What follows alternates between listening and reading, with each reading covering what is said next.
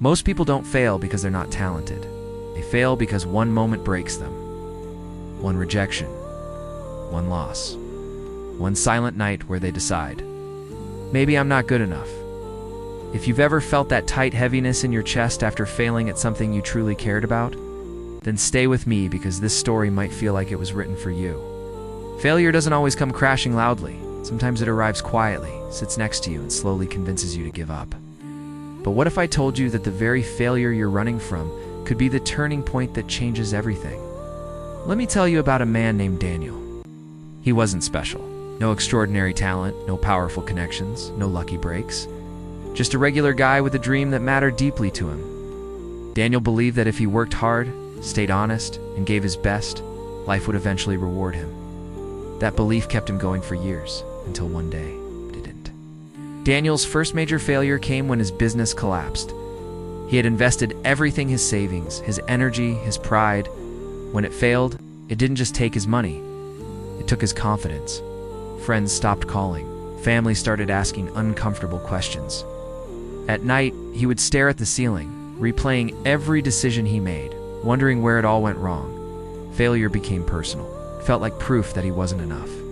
What hurt the most wasn't the loss itself. It was the silence that followed.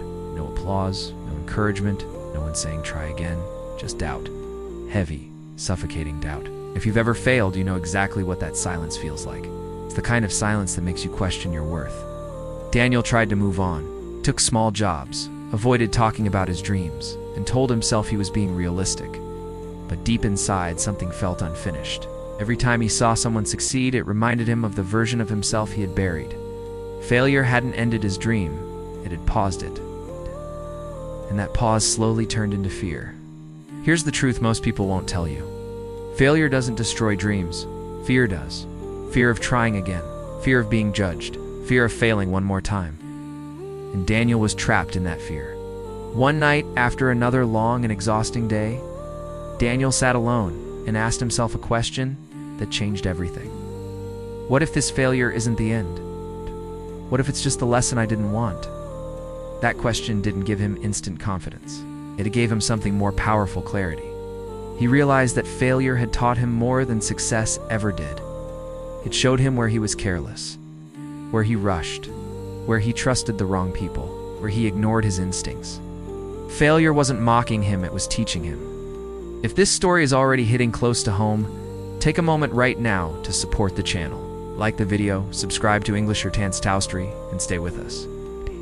Daniel didn't suddenly become fearless, but he made a small decision. He decided to try again, not perfectly, not bravely, but honestly.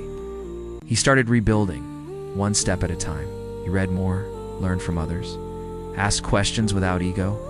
He stopped trying to prove himself and focused on improving himself. And something interesting happened. Failure stopped feeling like a verdict. It started feeling like feedback. Every mistake became information. Every setback became direction. Slowly, Daniel's confidence returned, not the loud kind, but the quiet kind that doesn't need validation. But the journey wasn't smooth. There were days he wanted to quit again, days when progress felt invisible, days when old doubts came back knocking. The difference this time, he didn't run from them. He listened, he adjusted, kept going. This is where most people give up, not at the first failure, but during the long, quiet middle, the part where results take time, where motivation fades, where no one is cheering. But growth lives in that middle, real growth. Months turned into years. Daniel didn't become famous, didn't become rich overnight, but he became resilient. Resilience is dangerous in a good way. Because once you learn how to stand back up, failure loses its power over you. Eventually, his work began to gain recognition. It's not because it was perfect, but because it was real. People trusted him. Opportunities opened. Not all at once, but enough to keep moving forward. Here's the part no one talks about. Even after success, failure still shows up. But now Daniel sees it differently. It's no longer an enemy. It's a reminder that he's trying. If you're watching this right now and feeling like you failed at life, at love, at your goals, listen closely. Failure is not a full stop. It's a comma, a pause before the next sentence. Your story isn't over unless you decide it is. The strongest people you admire didn't avoid failure.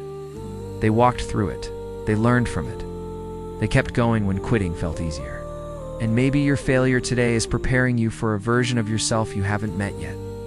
A stronger one, a wiser one, calmer one. Before this video ends, I want you to do something simple but powerful. Share this video with someone who might be silently struggling. Leave a comment below and tell us what failure taught you the most. Your words might help someone else more than you realize. And if this story resonated with you, stay connected with Englishshortandstories. This channel exists for moments like this, for people who need stories that remind them they're not alone. Failure doesn't define you. How you rise after it does, and your rise might be closer than you think.